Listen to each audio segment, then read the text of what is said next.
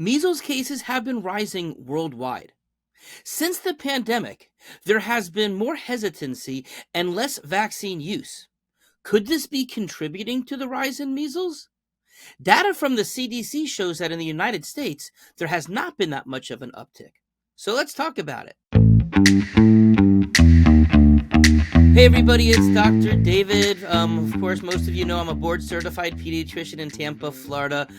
Certainly, while in my practice we do give vaccines based upon parental choice, I am one who believes that parents ultimately have both the right as well as the responsibility to make a decision as to what's best for their individual child, and I will respect that parent's decision, whatever it is. Now, decisions, of course, do have consequences, and those consequences could be good or they could be bad. But today we are going to be talking about the measles virus. Okay, how common it is, how dangerous it is, and ways to both prevent and to treat it. Okay, now let's first talk about measles itself, the virus, the wild virus. It is a potentially dangerous traumatic type of virus, although most people, of course, do survive. The symptoms themselves will typically appear 7 to 14 days after a person is exposed. It usually starts off with general flu-like symptoms, a high fever, cough, runny nose, and often conjunctivitis. It's a common thing for measles. Also, these tiny little white spots can appear on the inside surface of the mouth, called Koplik spots, and they typically, if they do arise, they're 2 to 3 days after the start of those flu-like symptoms. So up until that, there's really no way of knowing that a person has measles. But once you see that, if you look, of course, doctors, when they're examining a patient, they would look inside the mouth and they would potentially see this, although most parents aren't looking at the inside lining of their children's mouth. But then, 3 to 5 days after the first start of symptoms, that's when the classic measles rash appears. It's typically flat. It's typically red dots, so they can sometimes coalesce into some bigger areas. But the interesting thing is that the pattern, it usually starts up in the head and it works its way down the trunk and then to the extremities and then eventually to the feet. So that's a pattern that most viruses don't do. And so that's another way of seeing it. But of course, at that point, the person's pretty well into the disease. Now, as far as the death rate, about 1 in 500 people who catch measles do die. Okay. And what they die from most commonly would be from pneumonia or from neurological complications, because it can cause an encephalitis. Now, in terms of the contagiousness itself, it is one of the most contagious infections known to humanity. 90% of people, if they are not immune, which means if they weren't vaccinated or didn't have measles already, but if they're exposed to an infectious individual, 90% of them will catch measles. Okay. Now, another interesting thing, though, is that it can stay in the air for at least 2 hours after the person who has the disease has left the area. So it could be floating around. You may not see anybody who's sick around you, but yet you can still get exposed. Okay. Now, as far as that, the contagiousness is typically from 4 days before until 4 days after the rash appears. So again, the contagiousness period is a little further along with this. Now, in terms of the recent changes worldwide, globally, the measles cases did jump 19% in 2022 compared to 2021. And that's worldwide. That's not the numbers for America. And in fact, in 2022, there were 9 million people diagnosed, mostly children, with measles, and 136,000 children, or mostly children, but 136,000 people did die from measles complications. And now there's an interesting question there. Is if relative to the vaccines, okay? Yes, there has been less vaccinations done.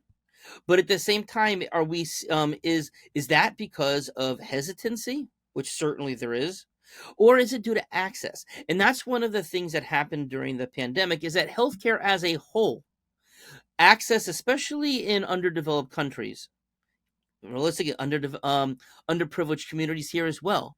The availability to get medical care of any sort, whether it's treatment or prevention or vaccines, was slowed down because people just couldn't get around and to do things or go out. They were afraid to go out or whatever. Okay, so now let's talk a little bit more about measles specifically in the United States. Now, in the 1950s, the annual average there were at least 500,000 cases on average that was happening in America, and there were about 500 deaths per year due to measles that was being reported in the United States. Now, 95% of the population in the 50s had been infected by measles by the age of 15. That's why it was a pediatric illness, kind of like chickenpox used to be, because adults, they would have had immunity for it already. So there was herd immunity for adults in a way, but of course, until you caught it, then you were susceptible. Now, more recently, in the United States. So in 2000, the measles was declared eradicated in the United States. Now, as you can see by this graph here, that does not mean like 0 cases. It was down to a minimal. And you'll see that over the course of the next 23 years here, some years it will be up a little bit, some years it will be down a little bit. You can see in 2014 and again in 2019, there were actually bigger spikes, and in 2019 was the biggest one of 1,274. Mind you, this was before COVID lockdown. This was before those issues where access to healthcare was at. So there just seems to be like a waxing and a waning, and as you can kind of see going forward, that it kind of came right back down after that first year. I mean, after 2019, I said that high year. Now, in the last 2 months, so this is being recorded at the end of January 2024, but between December 1st, 2023 and January 23, 2024, so that's when the last data was available about a week ago, there have been 23 confirmed cases of measles in America. No deaths. There were 7 direct importations of measles with international travels. And then there were 2 outbreaks with 5 or more cases. So an outbreak, by definition, according to the CDC, is if there are 5 or more cases in a cluster. Okay, so based upon those numbers, we are on pace for about 130 cases for 2024 if the last 2 months were to hold up on average. But as you can see, based upon this graphic overall, that's not really a big rise, and that's certainly within the realm of the waxing and waning that we've seen over the past 23 years.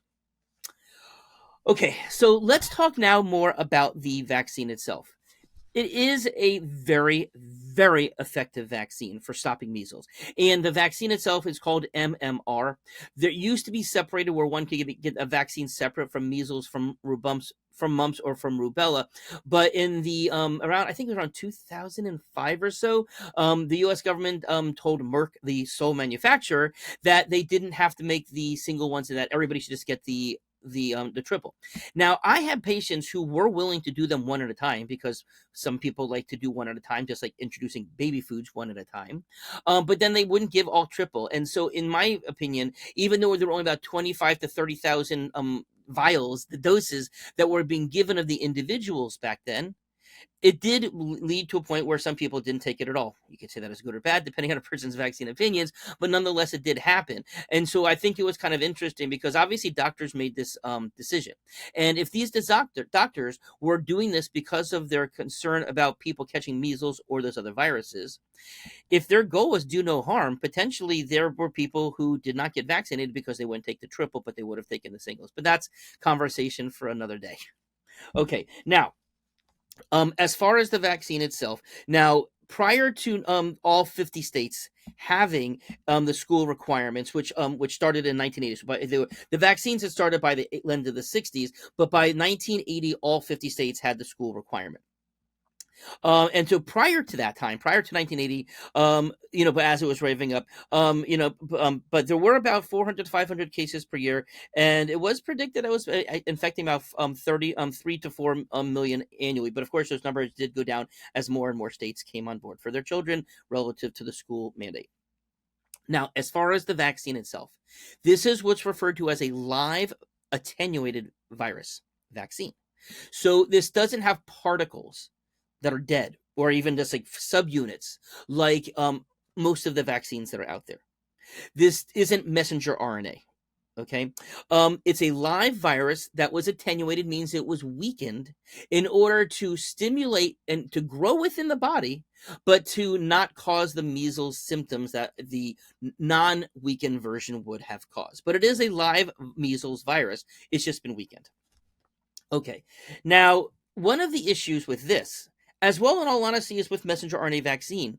But unlike the other types of vaccines, because those other vaccines, what's in the syringe that's given, that's the exact amount of antigen that the immune system is going to react against. But with messenger RNAs, which we don't know how different people replicate that the messenger RNA to the spike protein, more or less, but also with live viruses that are supposed to replicate, they do replicate in the body, and then the body mounts an immune response to that. Different people will have different amounts of antigens for both of those. So that is a difference. Okay, now allergic and hyperinflammatory reactions can occur with MMR, as is true with any vaccines or viruses for that matter, too. But it is felt that 95% of the community needs to be vaccinated in order to obtain true herd immunity. Okay, the number has slipped in some communities because obviously not everybody's taking it. Now, while we're talking about it, how successful is the vaccine? Well, 93% of the population of the kids will be immune with one dose, and then 97 with two doses. But yet most kids get two doses, which, and actually are the ones who get that second dose, if they were not immune, if they weren't part of the 93%, they were part of the 7%, only half of those kids would go on to be protected with the second dose, but half of them would not, which means that the second dose is being given to treat about 2% of the population. Now, we've talked for COVID, we've talked for other things about vaccine titers, which is checking to see if the antibodies are there to know if a person has protection. And that's something that anybody can do. And of course, if 93% of kids are immune, that means 90% of the time their titers are protective. Okay. And that leads to a very interesting question. Are two doses really needed by the population?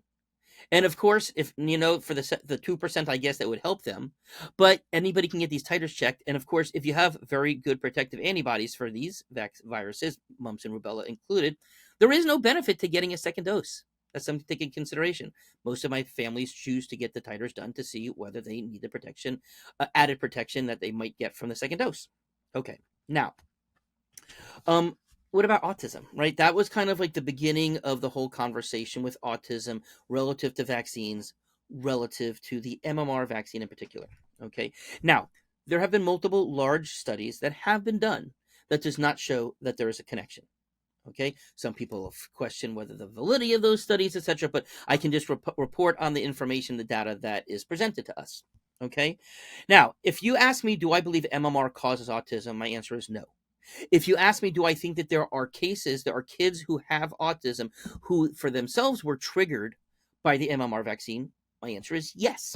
Okay, now, multiple parents through my career, and I never ask, do you think the MMR vaccine or any vaccine caused your kids' autism? But I will ask, is there anything in particular that you think triggered it? So an open-ended, not a directed question. And, I still get lots of families who feel, yes, it did happen after a vaccine. I try to track them down. When do you think that that it actually happened? And some people will say 2 years. It happened at 2 years. I'm like, well, usually vaccines aren't being given at 2 years of it. Oh, it must have been earlier than that, around 18 months. Well, most kids are given the vaccine for MMR in particular between 12 to 15 months. Oh, yeah, it was around there. So I do get some nebulous and some lack of clarity about that. But I do also have had many, certainly multiple families who have said it happened right after that MMR vaccine. It was different than the other vaccines. It happened then. Okay. Now, I also have had two patients through the years who, through nutrition, through detoxification, through healthier lifestyles, who their parents claimed that they were damaged by the MMR, which led to their autism. They then were seen by their local pediatrician and then received a second MMR, and these two kids became autistic a second time. One of the kids did get full compensation through the vaccine injury fund. The other one, whose parent was a doctor, chose not to report it. Okay. And so that can happen. And now also, let's talk a little bit about Dr. Andy Wakefield. Many of you may know who he is, a gastroenterologist at the Royal Free Children's Hospital in London. Okay. And what he did, as far as his original research, is one of his researches is he, with consent, of course, got children with autism and intestinal symptoms. Because that was one of the things that was a concern, that they would develop these specific, what we call autistic colitis. And when he went in, scoped them, because that's what gastrointestinal doctors do, biopsy the areas that they saw inflammation. And he was able to identify measles virus still living in their intestinal tracts in these areas. And he was able, through sequencing, able to determine that it was the vaccine, not wild strain, of the measles. And at that time, there were pathologists, there were other doctors who did this research. It wasn't just him. Okay. And they all found it. Now, part of what then happened is, in additional studies, in order to try to compare children with autism compared to neurotypical children, at his children's birthday party, he decided to solicit and get a bunch of them to their families donated their kids' blood so that they could have it to compare. Wasn't done through an institutional review board and really didn't have formal written consent. It's that which is what caused the sting to him, which caused the collapse of his career because of that. But no, then the other doctors disassociated with him that were part of the research. But none of them actually said that the original slide data wasn't true, wasn't accurate. They didn't say it was false. So be that what it may, but that's the Andy Wakefield story. And, I've seen his slides. I know Andy Wakefield. I've known him for a better part of 20 years. And I've seen the slides that he does. And you know what? You can't fake pathology, especially if, when these university-based children's hospital pathologists are doing it. Okay. So I also do want to point that viruses themselves can trigger autism. Okay. Not just the vaccine. And especially that's true during pregnancy or during early infancy into toddlerhood. Okay, so now let's talk about prevention. Number one, the vaccine does work, as I said. But besides that, as with all viruses, nutrition and lifestyle can minimize the severity of the infections. The Academy of Pediatrics says that there is no treatment for the measles infection, but the treatment of children with high-dose vitamin A, we talked about megadosing vitamin A a few weeks ago, decreases the measles-related morbidity and mortality. And they're recommending anybody with measles should start high-dose vitamin A. It's right in the CDC Red Book. The Academy of Pediatrics Red Book. It's on the World Health Organization. Anybody has access to that information. So what's my take? Number one, I am certain that the vaccine does prevent the virus, okay? And I do think it's the best way to prevent it, but of course, parents have to weigh the pros and cons of that. Having good vitamin D and zinc levels, we know how important that is for boosting, strengthening the immune system. Of course, good lifestyle with good sleep, with good exercise, with good control of mental stress, all very important with how the immune system reacts. Take the vitamin A protocol if you've been exposed to measles, if you have measles, but also on the first sign of illness, because it starts with that flu-like illness. And that's why we tell everybody, don't wait to see what you got. Don't wait to test. If you're starting to see sickness in your child and you, start the vitamin A for the 2 days. Okay, that immune support protocol, as I've shared before, it's in our patient portal for our patients. It's also accessible to our Patreon families and members. So if you want access to that, you can also join up to our Patreon account. Okay. But of course, if the symptoms are emerging, especially if there's a rash, you got to notify your healthcare provider. It's a reportable disease. The state, the CDC need to know about this.